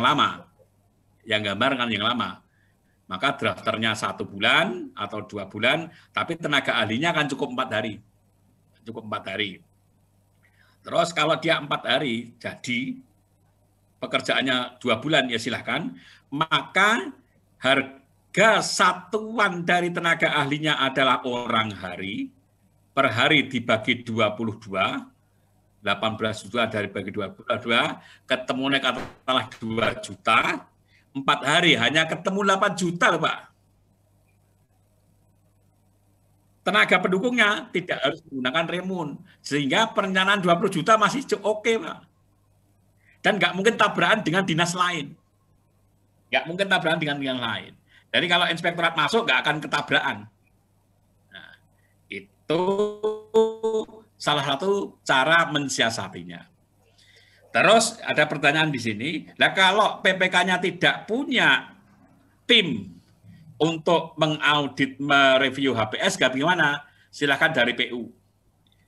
Boleh, silahkan boleh. Tetapi Pak, perlu diingat, PU sendiri sudah kewalahan nangani proyeknya sendiri. PU itu sudah kewalahan nangani, apalagi pesta tipis roto 200-an itu kan harus diperhatikan semua. Orangnya terbatas. Makanya review itu, Bapak Ibu, kalau ngangkat pegawai tidak mungkin. Tapi disiapkan saja anggaran pengadaan jasa lain berupa reviewer HPS. Syaratnya sekian-sekian. Kontraknya apa? Kontraknya jasa lain. Yang ngangkat siapa? PPK, tidak harus ke BKD. Siapa itu? Ya sudah, pensiunan-pensiunan yang biasa di PU yang pinter-pinter tadi, gunakan. Kasih anggaran apa? Jasa lain. Paling 4 bulan kan selesai, Pak. Ini beberapa saya pakai ini. Pengadaan jasa lain berupa itu, silakan ya, pensiunan-pensiunan yang Purnakarya itu, kadang orangnya mampu-mampu semua, Pak, untuk mereview. Akhirnya, kalau tidak ya siapa silahkan. Anggarkan ke sana. Jasa lain berapa, Pak, dibayarnya? Ya maksimum 200 juta PL 1 tahun, maksimum 14 juta per bulan. Dibayar 3 juta, 4 juta kan usaha oke. Ya, itu salah satu cara. Ada pertanyaan tadi, kalau dari dinas PU-nya juga tidak ada. Atau tidak ada yang mereview, maka kita anggarkan pengadaan jasa lain berupa tenaga ahli. Banyak cara. Yang di saya biasanya minta pada saya kalau nilainya kecil tak suruh mahasiswa, nanti dia laporan saya. Kalau di tempat saya. Jadi ini silahkan cara-caranya silahkan. Ngaten Pak Mus nggih. Nggih. Baik. Ini pertanyaan lanjutan jadinya Pak Eri. Konsultan pengawas itu kan harus mengawasi pekerjaan fisik selama di kontraktor berkontrak 2 bulan misalkan. Nah, ya. Kalau kita hanya menyiapkan HPS hanya untuk 4 hari konsultan pengawas bekerja tenaga ahlinya, itu kira-kira apa enggak menjadi temuan auditor? Berarti kan hanya ngawasi 4 hari. Nah, itu kira-kira masalah enggak ya Pak Eri ya? Yang di lapangan itu bukan tenaga ahlinya, inspektornya, Pak. Oh. Inspektornya kan tidak diatur di Permen PU. Hariannya orang itu. Nah, nanti tenaga ahli datang kalau rapat mingguan lah kira-kira begitu. Untuk ngakali yang nilainya kecil-kecil tadi, Pak. Nggak mungkin seorang tenaga ahli profesional dibayar 18 juta, betina udat-udut karo mandor, kan nggak mungkin, Pak. Biar inspektornya yang lulusan S1 baru tadi, itu yang hanya punya SKT dan sebagainya. Pakai itulah. Yang di lapangan inspektornya, bukan tenaga ahlinya. Terjawab, Pak Eri. Terjawab. Ya, ini ada pertanyaan chat lagi dari Bu Arifah, Mbak Arifah. Silakan di-unmute, Mbak Arifah, enak tanya langsung ya. Jadi biar bisa diskusi, Mbak Arifah, dengar suara saya. Bu Arifah, silakan di-unmute. Sudah saya kasih fasilitas unmute. Bu Arifah. Bu Arifah. Mungkin sungkan untuk tanya langsung ini Pak Eri. Saya bacakan aja nih Pak Eri. Ya. Oke. Apakah konsultan perancangan tugasnya menyerupai atau sejenis dengan MK? Ini pertanyaan Bu Arifah ini. Oh enggak Pak. Gimana Pak? Gimana? Apakah konsultan perancangan tugasnya menyerupai atau sejenis dengan MK? Oh salah, tidak. Jadi konsultan perancangan, dia hanya tugasnya dalam rangka pengawasan berkala. Maka nilainya pun kecil. Hanya 15%, Pak. Misalkan begini, saya membangun gedung senilai 10 miliar.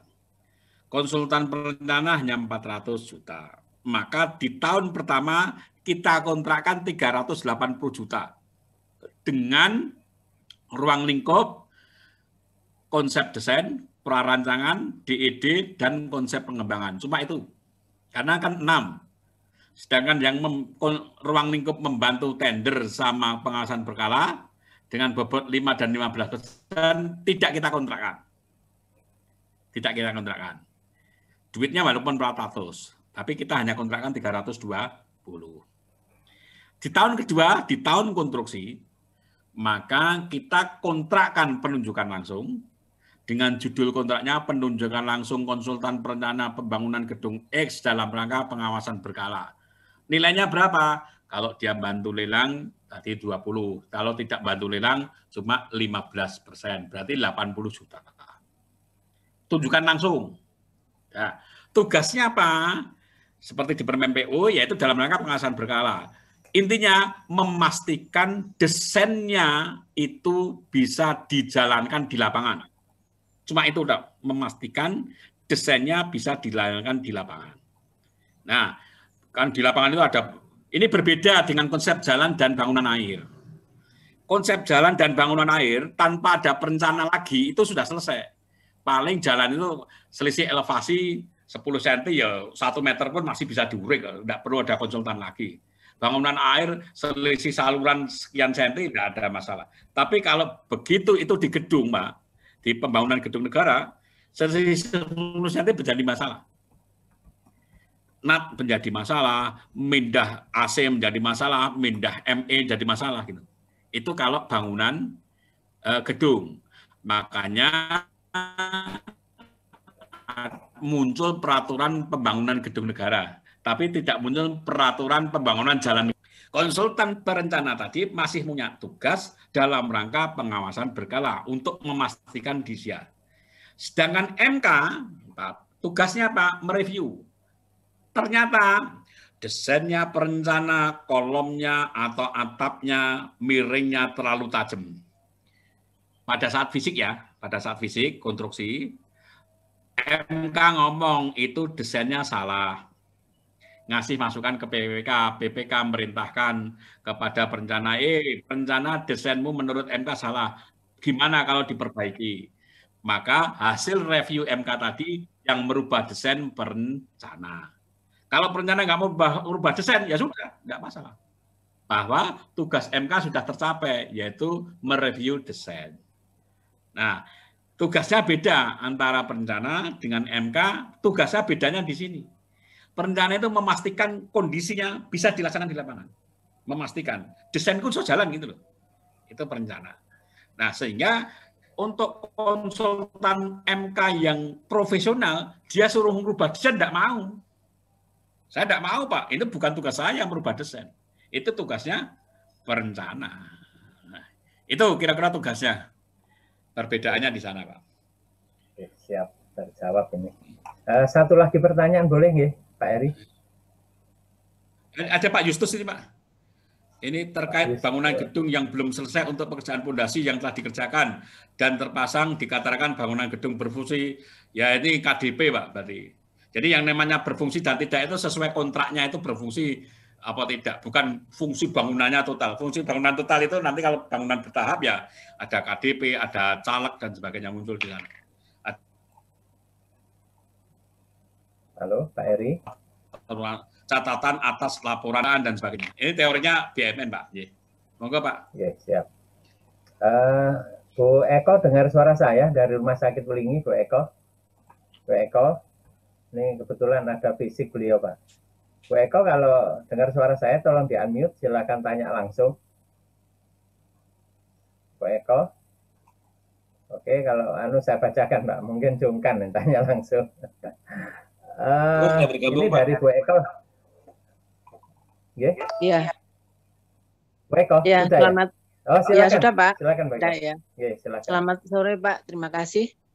Jadi begini, Pak, ini kami juga ada masalah. Kebetulan saya PPK-nya konstruksi terkait dengan review HPS. Untuk HPS ini kan kita memakai konsultan pengawas, bukan memakai MK. Sehingga untuk review HPS ini untuk tim teknisnya sementara kita memakai PU. Nah, misalnya kalau kita memakai perguruan tinggi itu memakai PU ini bisa nggih, Pak? Memakai PU ini bisa untuk tim teknisnya. Jadi kebetulan pasien saya itu rumah sakit. Saya sejak Rumah Sakit Pelni Jakarta, Rumah Sakit Walet Cirebon, Rumah Sakit Brebes, Rumah Sakit Rembang, Rumah Sakit Klaten, Rumah Sakit Ungaran, sampai nama saya dulu di Prasasti, Rumah Sakit Tidar Magelang minggu kemarin saya PCM ke sana. Semua pasien saya kebetulan rumah sakit. Jadi memang, tapi tidak semua perguruan tinggi bisa loh, Bu. Jadi gini, misalkan di Tidar itu suaranya terputus, Pak Eri. Itu pendampingnya dari UGM dan saya. Konstruksi. Oh ya. Jadi di Tidar itu semula itu UGM dengan saya pendampingnya. Terus ternyata UGM itu pendampingan di bidang konstruksi. Jadi kalau konstruksi memang jagoan ya. Jadi konstruksinya struktur jagoan ya. Ilmu-ilmu struktur muncul semua. Tapi ternyata begitu ada kasus kontrak, spek, material, itu kesulitan. Di Klaten juga sama, semula juga UGM, itu strukturnya dia memang. Jadi milih-milih. Ternyata tidak semua perguruan tinggi punya karakteristik. Kebetulan di tempat saya itu saya ahli kontraknya, sedikit-sedikit bisa konstruksi, struktur, ada ahli ME-nya, itu saya pakai Dekan Fakultas Teknik Untidar, bukan UNES. Kebetulan dia doktor listrik. Saya menemukan di Indonesia baru satu itu, yang langsung ke gedung. Terus ada yang ngitung antikong dan sebagainya, itu dari dosen RAB. Dan ada dosen arsitek yang dia memang ahli arsitek dan ahli material, yang dulu pernah bicara di Muji Santosa ini juga. Jadi belum tentu Bapak Ibu menggunakan perguruan tinggi itu ketemu yang cocok juga belum tentu. Karena itu ternyata saya sendiri keliling itu dari person per person, bukan dari lembaga. Dan saya juga mendampingi banyak perguruan tinggi juga, Bu. Yang ada teknik sipil ya. Iya. Jadi monggo Ibu silahkan mau yang kira-kira nanti info dari mana yang cocok siapa di lingkungan panjenengan. Melingi itu mana? Kabupaten Blitar, Pak. Kabupaten Blitar. Apa? Kabupaten Blitar, Jawa Timur. Kabupaten Blitar, Jawa Timur. Oh, Blitar. Selatannya Kediri, Pak Eri. Oh, Kediri. Selatan, Saya juga ya. ini mendampingi di Tapen ini. Rumah sakit juga mau ada rumah sakit. Mau ketemu saya di rumah sakit. Iya. Tapi Tapen itu Kalimantan Selatan. Ini bulan ini kita mau PCM di Kutai Barat kalau tidak salah.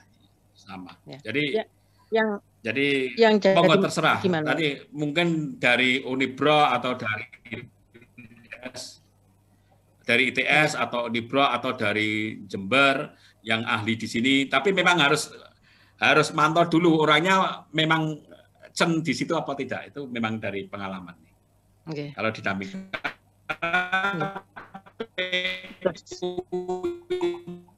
Putus lagi. Terputus lagi Pak Heri. Saya mendampingi PU itu PU Mbrep. Artinya bahwa jadi memang itu apa ya, keahlian bukan didapat di bangku kuliah sih. Yang ahli seperti itu silakan digandeng silakan. Yeah. Pak, lanjut sebentar. Yang jadi masalah ini kan waktu kita sudah mepet. Nah ini kita harus segera tayang. Cuman HPS-nya ini kami juga reviewnya kami juga ingin memastikan dari tim ahli ini waktu 2 hari ini kira-kira langkah saya harus gimana ya Pak? Kalau yang konstruksi PU oke. Jadi begini. Jadi memang review HPS nggak bisa review HPS nggak bisa ini. Jadi saya biasanya kalau sudah terlanjur pada saat PCM saya akan memberikan warna. Saya akan ngecek di PCM-nya. Kalau sudah terlanjur kan, ya pas PCM-nya kita cek bareng-bareng. Karena kalau sudah terlanjur nggak mungkin, kita dari awal nggak mungkin. Nanti kita beberapa rumah sakit begini, Pak, saya nunggu lelangnya HPS-nya jadi apa nunggu review jadi, Pak, kalau kamu nunggu nggak akan lelang-lelang. Maka lelang apapun yang terjadi nanti kita tata lagi pada saat rapat PCM, saya biasanya gitu. Oh gitu. Tapi memang agak panjang. Jadi waktunya agak panjang. Karena noto barang yang sudah terjadi. Iya. Kalau enak itu memang di awal. Ya. Iya, karena ini waktunya sudah mepet, Pak. Mungkin kami bisa minta nomor kontak. Iya, nanti Pak Mustafa ya. Ini yang penting pas PCM aja. Jadi nanti silakan kalau kepengen tahu PCM model saya, moga-moga sekali saya mengasih warna, setelah itu Mbak Ibu bisa jalan sendiri. Iya, silakan. Pak. Iya, Pak. Pas PCM aja. Iya, Pak. Iya. Terima kasih atas pencerahan dan solusinya. Selamat sore. Selamat sore. Baik, Bu Eko, nanti saya japri nomornya Pak Heri nggih, Bu Eko nggih.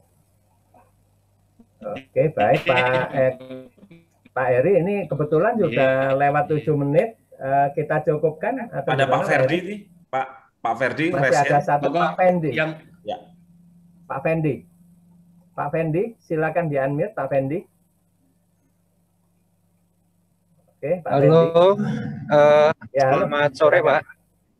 Selamat sore, silakan Pak Fendi. Tanya Pak. Oke, silakan. Izin bertanya. Tadi terkait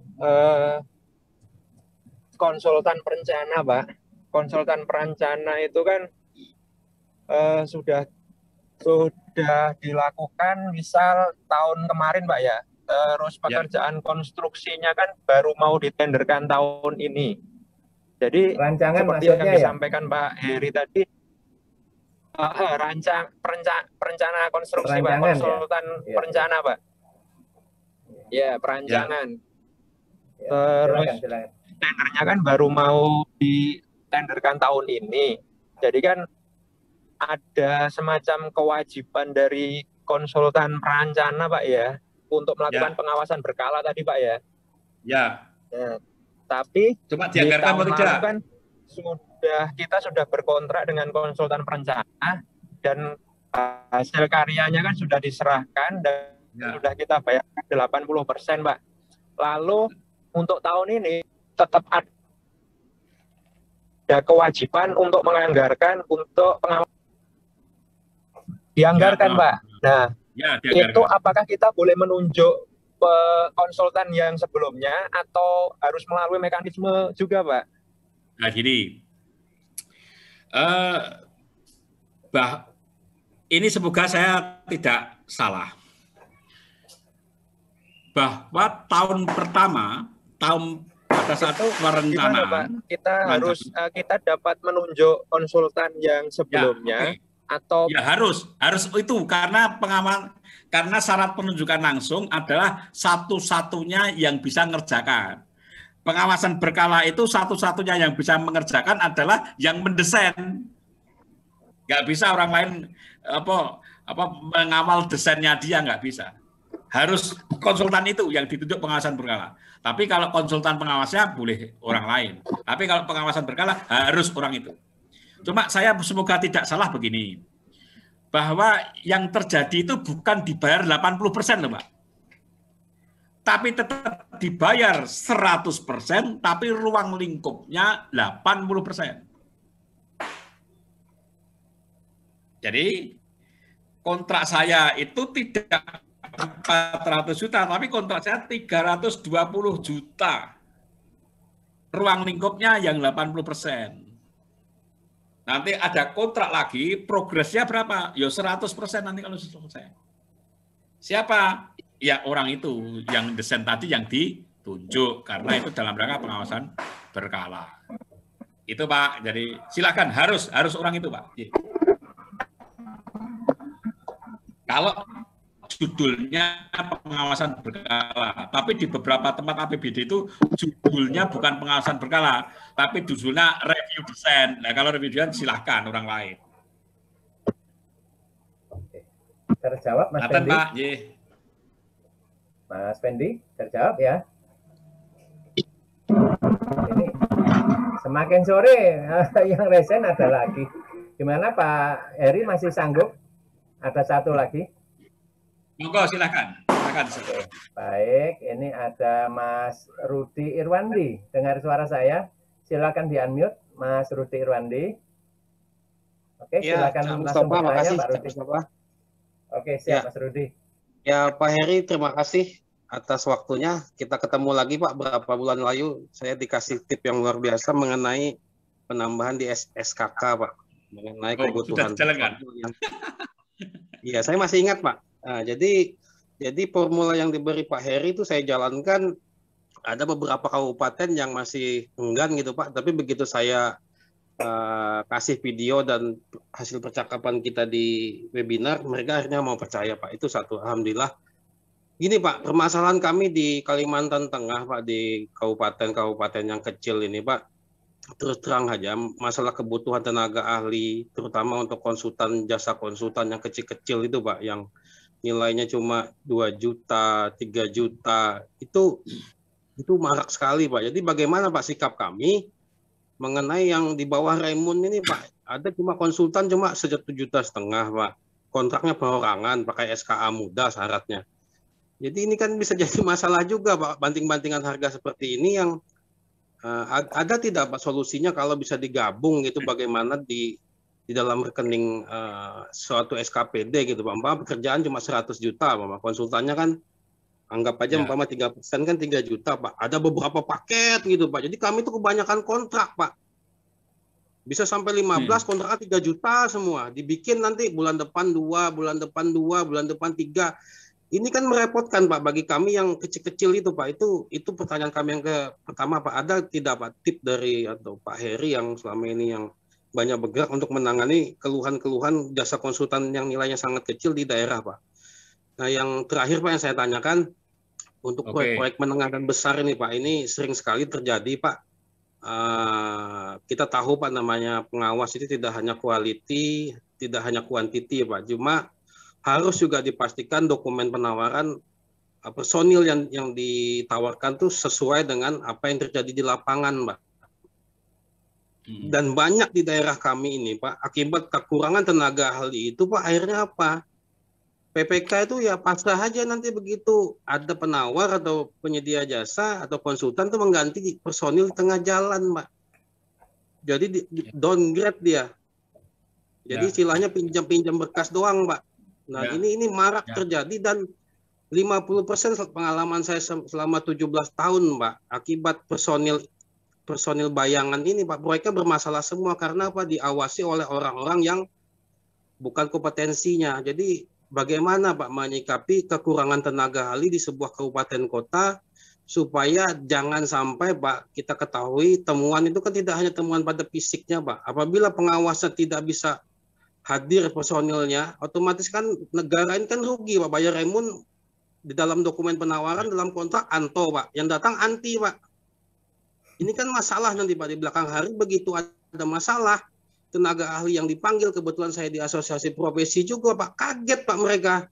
Loh kok bisa ya saya masuk di dokumen penawaran di situ. Nah ini banyak sekali Pak terjadi di kabupaten-kabupaten kecil di Kalimantan Tengah dan miris Pak. APH sudah banyak masuk ini, banyak proyek-proyek besar diawasi oleh tenaga ahli yang pinjam-pinjam seperti. Makanya ini kami berharap dengan adanya LPJK baru juga dan mungkin dari praktisi seperti Pak Heri memperbaiki Pak kinerja jasa konsultan di kabupaten-kabupaten kecil yang memang kekurangan tenaga ahli Pak. Itu aja Pak. Makasih Pak Heri.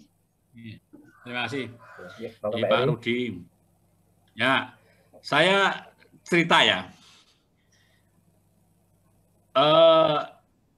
Nilai proyek PL, konstruksi PL, itu kalau saya di UNES, itu saya desain sendiri dengan menggunakan swakelola. Terus ini diminta saya, teman Polda juga minta rumah sakit yang kecil Pak, yang PL-PL itu gimana caranya? Duitnya kalau remun nggak ada. Akhirnya saya kirim Pak mereka Pak. Ya staf-staf saya itu saya kirim. Dibayar berapa Pak Eri? Pokoknya dibayar kalau nilai sekian ya 1,5 juta, kalau ini 2. Ya, itu mahasiswa Pak masalahnya. Produknya yang penting bisa diaudit. Produknya yang penting bisa diaudit. Intinya itu Pak. Jadi artinya apa? Selama ini proyek yang kecil-kecil PL-PL tadi, rata-rata yang suruh desain, yang suruh gambarnya, pemborongnya sendiri Pak. Sehingga Pak itu mesti PPK ya dikerjain. Nah, supaya balance dalam pengawasan, tetap yang gambar harus PPK. PPK tidak punya. Maka di beberapa tempat, seperti di Polda dan sebagainya, saya kirim yang anak-anak mahasiswa saya. Nanti dia konsultasi dengan saya. Yang penting bahwa bisa diaudit produknya. Terus ada lagi, saya kasih clue kemarin, itu orang-orang yang tadi, Purnawira dan sebagainya tadi, masukkan aja. Hanya desain tidak masalah, kecil-kecil tadi tidak masalah. Terus ada lagi, kalau ini ada yang dari Kabupaten Maros ya, ini Pak, saya pernah diundang ke sana, di Maros oleh Pak Kepala Ketua Fakpi ya, Pak Kepala Dinas PU-nya. Saya lihat, ini kerja pada sampai malam gitu, kabit-kabit itu kerja sampai malam. Kabit itu desain, Pak. Di Jawa kan jarang, Pak. Kabit desain, Pak. Ternyata. Dia dapat remunnya dari situ. Artinya apa? Nilai proyek kecil itu dikerjakan sendiri. Untuk nilai proyek PL dikerjakan sendiri. Ya silakan, enggak apa-apa. Karena itu yang teori pengadaan itu boleh swakelola, boleh ini.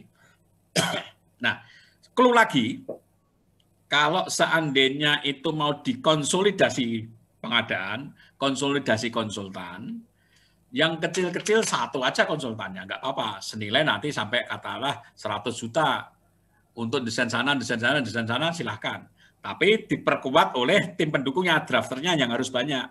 Itu konsolidasi pengadaan konsultan pengadaan. Jadi ada 4 clue tadi, Pak. Yang beberapa tempat saya kirim dengan orang saya. Di PU Kota Semarang saya juga. Yang pensiunan ikutkan. Yang ketiga, yang di Maros tadi, itu langsung dapat remunnya sekitar 6 juta kalau tidak salah saat itu. Mungkin kalau yang dari Maros mungkin bisa cerita. Terus yang ketiga, yang keempat tadi menggunakan konsolidasi pengadaan konsultan perencana. Itu Pak Rudi kira-kira. Nah sekarang, terhadap ketidakhadiran dari tenaga ahli bagaimana? Ini yang saya lihat yang fenomenal di Universitas Negeri Malang, Pak. Bapak bisa ke sana dengan menggunakan anggaran IDB. Nilai konsultan itu sekitar 6 miliar. Konsultan perencananya itu kemarin disuruh mengembalikan sekitar 2, sekian miliar. Gara-gara tidak hadir di absen. Absennya menggunakan fingerprint. Nah, kalau mau titip kan dipotong tangannya, Pak. Nah, itu sudah jalan. Jadi kalau kita absennya dengkulan semua, Pak, silahkan menggunakan fingerprint. Jadi akhirnya pemborongnya gebes-gebes, konsultannya gebes-gebes. Karena apa? Konsultan MK-nya fingerprint, harus kehadiran. Yang biasanya pinjam bendera nggak bisa lagi, Pak. Sudah nggak bisa. Itu terjadi di Universitas Negeri Malang. Dan saya lihat baru satu itu, Pak. Dari temuan BPK. Jadi kalau kita bisa sampai ke sana, ya monggo. Itu pilihan ya. Tapi ini resiko dan sebagainya mungkin di daerah tidak mungkin dan sebagainya, yang tahu bapak-bapak ibu-ibu sendiri. Itu Pak Mustafa ya, clue-nya seperti itu. Oke, siap. Pak Rudi terjawab, Pak Rudi? Iya Pak, yang Rudi? Terakhir Pak, masalah yang pergantian personil yang di bawah tidak ada di dalam dokumen kontrak tapi tetap bekerja Pak. Akhirnya pekerjaannya tidak berhasil maksimal gitu Pak. Pergantian di tengah jalan. Kebetulan kami kan berencana Pak, kami menginginkan menyusun KK atau kebutuhan pengawas itu kan sesuai perencanaan kami Pak. Kami menginginkan A, B, C, D, F, G. Ternyata begitu pelaksanaan implementasi, pada saat kami pengawasan berkala, itu pengawasan itu di bawah spek yang kami tentukan Pak. Bahkan orangnya berganti lagi Pak. Tidak kompeten gitu Pak. Ini jadi masalah juga bagi kami pengawasan berkala. Jadi kami sedikit khawatir gitu pekerjaan kami diawasi oleh orang-orang yang tidak kompeten Pak. Bahkan kadang bisa sampai merubah-rubah gambar tanpa sepengetahuan kami gitu loh Pak. Itu Pak kendala kami di kabupaten-kabupaten kecil di Kalimantan Tengah. Terima kasih aja Pak. Ya, dan itu kasus itu bukan cuma di daerah. Di sini juga begitu Pak. Jadi kalau saya ditanya ya tergantung ketegasan dari PPK. Jadi kalau PPK-nya tegas seperti yang Universitas Negeri Malang tadi, ya mesti akan bagus semua. Tetapi kan itu pertimbangannya Pak. Pertimbangan harus dari segala aspek. Ada politis, ada macam-macam di sana. Jadi itu silahkan, kalau mau tegas, sama-sama tegas, silahkan. Itu akan lebih baik semua kalau akan dibangun pakai metode seperti itu, bagus. Yang sudah, itu di Universitas Negeri Malang. Dengan menggunakan dana IDB, Pak. Tapi bahwa itu, kasus seperti itu tidak cuma ada di pedalaman. Di Jawa juga banyak. Di Jawa juga banyak. Jadi dia hanya datang kalau pas saya datang, rapat monitoring datang. Hariannya sudah hilang semua. Nah, kalau mau tegas ya absen dan sebagainya. Kalau mau ganti secara teori ya harus yang sepadan dan sebagainya. Kalau tidak sepadan maka ditolak. Tapi kalau begitu ditolak nanti tidak ada orangnya dan sebagainya, itu kan banyak pertimbangan, Pak.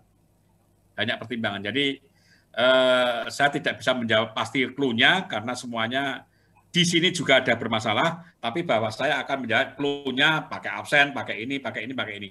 Tapi di lapangan tetap dari ketegasan para PPK. Itu Pak jawaban saya, Pak. Terima kasih Pak Eri. Bapak Ibu mengingatkan kembali, jangan lupa mengisi daftar hadir dan post-test Bapak Ibu agar mendapatkan sertifikat. Jangan sampai lupa, termasuk saya kalau lupa pun ya nggak akan mendapatkan sertifikat. Baik Bapak Ibu, sudah tidak ada yang bertanya lagi? Sudah cukup? Tadi ada pertanyaan di chat, tapi dari Pak Lisbeth, tapi sudah terjawab dari pertanyaan yang lain ini Pak Eri. Terkait orang per jam apa boleh apa enggak, kan sudah terjawab tadi, sudah dijelaskan. Kita cukupkan Pak Muklis? Siap, Pak. Oke. Baik. Bapak Ibu, sesi diskusi kita sudah cukup. Sebelum kita akhiri, silahkan Pak Heri untuk menyampaikan closing statement ya Pak Heri. Terima kasih Pak Mus. Dari pengalaman saya,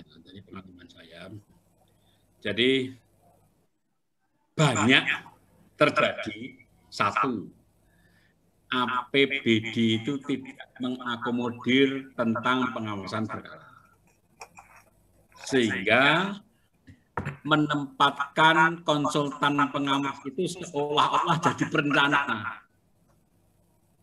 Dan itu nggak benar. MK juga seolah-olah menjadi konsultan perencana memutuskan segalanya. Itu juga salah. Terjadi karena apa? APBD jarang yang menganggarkan untuk pengawasan berkala. Di mana-mana terjadi itu. Terjadi itu, Pak. Apalagi begini, yang saya tangani juga ini. Ada konsultan perencanaan di tahun 2016, di tahun 2017, perencanaan oleh konsultan perencanaan. Ini sekarang di tahun 2021 ini sudah mau ditenderkan, saya masuk ke sana. MK-nya sekarang, karena tidak ada konsultan perencana, ketemu dengan saya, hanya nilai 500 juta, dia menjadi pengganti seolah-olah jadi konsultan perencana. Karena tidak dianggarkan, perencana sudah hilang. Diundang berkali-kali juga sudah nggak datang, dia nggak ada beban apa-apa.